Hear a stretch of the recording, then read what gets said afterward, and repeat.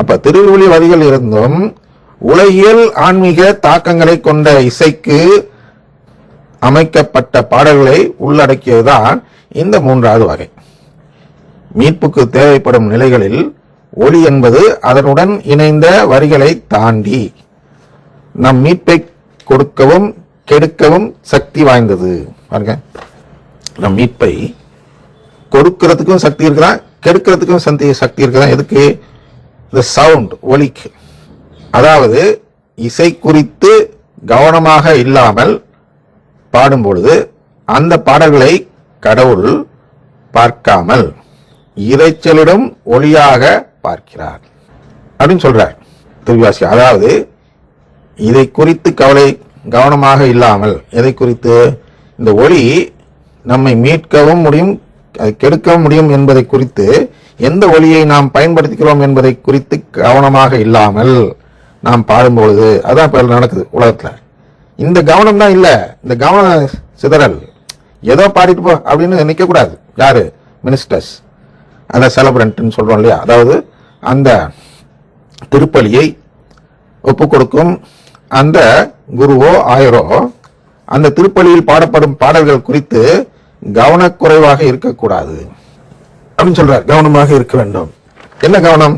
இந்த ஒலி மீட்பை கெடுக்குமா கொடுக்குமா என்று பார்க்க வேண்டும். சும்மா கடற்கடன்னு ஜபத்தை ஒப்பிச்சுட்டு போக கூடாது. புக்கை பார்த்து என்ன நடக்கிறது திருப்பலியில் என்று கவனமாக பார்க்க வேண்டும். இசை வாத்தியார் என்று சொல்கிறோம் அல்லவா, பாடல் வாத்தியார், அவர் அந்த கீபோர்டு வாசிப்பார். அவர் வாசிக்கிறது, அவர் பயன்படுத்தும் ஒலி, அந்த சவுண்ட் மீட்பை கொடுக்கக்கூடியதாக இருக்கிறதா கெடுக்கக்கூடியதாக இருக்கிறதா என்பதையும் கவனிக்க வேண்டும் அந்த செலப்ரண்ட். அடுத்தது மக்கள். ஒரு இடத்துல திருத்தந்தை அவர்கள் சொல்கிறார்கள், கை தூக்கி ஜெபிக்க கூடாது என்று. பாருங்க, கை தூக்குறதுல கூட ஆபத்து இருக்கிறது என்று சொல்கிறார். ஏன்? கை தூக்குறது அவர்களுடைய அடையாளம். நம்ம மேற்கோள் காட்டினேன் அல்லவா, அவர்களோடு நமக்கு என்ன இணக்கம் என்றெல்லாம் பார்த்தோம் அல்லவா. அதுகொண்டு அவர்களுடைய அடையாளத்தை நாம் எடுத்துக்கொண்டால் கூட அங்கே மீட்பு கெட்டு போவதற்கு வாய்ப்பு இருக்கிறது. எனவே இந்த செலப்ரண்ட் மீட்பை பெற்றுத்தர வேண்டும் என்றால் அந்த திருப்பலியில் பங்கெடுப்பவர்கள் கை தூக்கி ஜெபித்தால் அவர்களையும் வேண்டாம், கை கூப்பி ஜெபிங்கள், கை தூக்க வேண்டாம் என்று அறிவுரை கூறலாம். கீபோர்டு வாசிப்பவரிடம், ஐயா இந்த பாட்டு வேண்டாம், வேற பாட்டு போடுங்க என்று அறிவுரை சொல்லலாம். இதெல்லாம் மீட்புக்கு உதவாது என்று சொல்ல வேண்டும் என்று திருத்தந்தை அவர்கள் எதிர்பார்க்கிறார்கள். திருத்தந்தை, இப்போது இருக்கக்கூடிய திருத்தந்தை மிகவும் கடினமான திருத்தந்தை, நம்பிக்கையில் கரெக்டா இருக்கிறவர். அதான் ஏற்கனவே சொல்லியிருக்கோம்ல, வந்த உடனே ஒரு 6 கர்தினால்மார்களை அந்த பணியிலிருந்து விலக்கி வைத்து விட்டார். அந்த அளவுக்கு கடினமானவர். அதான் மற்ற பாட்டு இந்த திருப்படியை மாற்றி அமைக்கிறார். இது போன்ற கடினமான ஒரு சூழ்நிலையை எதிர்கொள்பவர் நம் திருத்தந்தை.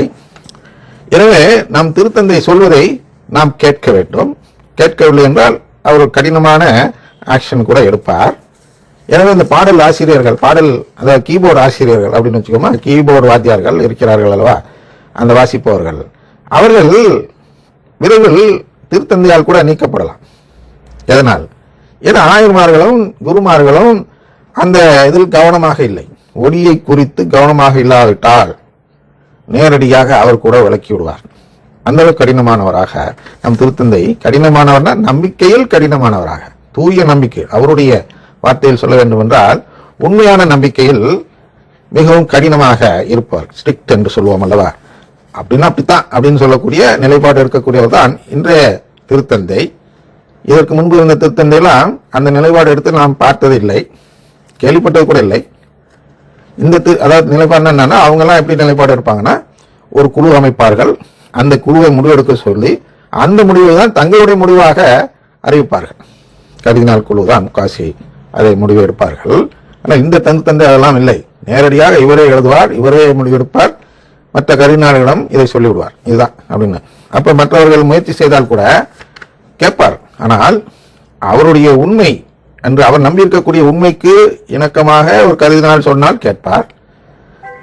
அந்த உண்மைக்கு புறம்பாக இருக்க வேண்டும், அதுதான் திருச்சபைக்கு நலன் என்று யாராவது சொல்வார்கள் என்றால் அவர்களை கேட்க நாம் திருத்தந்தை தயாராக இல்லை. அப்படிதான் பார்க்கிறோம். அப்ப இந்த இடம் இருக்கிறது அல்லவா, கடவுள் இந்த ஒளி மீட்க மீட்பை கொடுக்க உதவுவதா, மீட்பை கெடுக்க உதவுவதா, என்னப்பா பண்ற என்று கடவுள் பார்க்கும் பொழுது அது மீட்பை கெடுக்க உதவுவதாக இருக்குமே. ஆனால் அதை குறித்து ஆமோஸில், அதாவது இதைதான் ஆமோஸ் பின்வருமாறு கூறுகிறார். ஆமோஸ்ல 5வது அதிகாரம் 23வது வசனத்தை எடுத்தீர்கள் என்றால், என் முன்னிலையில் நீங்கள் இரைச்சலிட்டு பாடும் பாடல்களை நிறுத்துங்கள், உங்கள் இசைக்கருவிகளின் ஓசையை நான் கேட்க மாட்டேன் என்று இதை குறித்தான் சொல்றார். நீ இசைக்கருவி அழகா இருக்கா, உன் பாடல் ரொம்ப அழகா இருக்கா, அதெல்லாம் நான் பார்க்க மாட்டேன். கைத்தட்ட உதவுதா, கை தூக்க உதவுதா, அதெல்லாம் நான் பார்க்க மாட்டேன். கண்மூடி ஜெயிக்க உதவுதா, அதெல்லாம் பார்க்க மாட்டேன். என்ன பார்ப்பேன்? உன்னுடைய இசை மக்களுக்கு மீட்பை பெற்றுத் தருவதாக இருக்குமே, ஆனால் அதை நான் பாடல் என்று பார்ப்பேன்.